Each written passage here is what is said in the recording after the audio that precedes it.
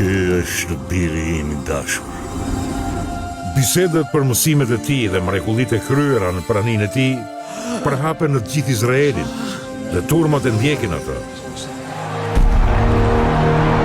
Ndërsa populariteti i Jezusit në mesin e njerëzve rritet, udhëheqësit fetar të vendosur të njohur si farisejt e kundërshtojnë atë. Më dëgjoni, Jezusi i Nazaretit nuk do t'i sjellë asgjë kombit ton, përveç dëmtimit të tij.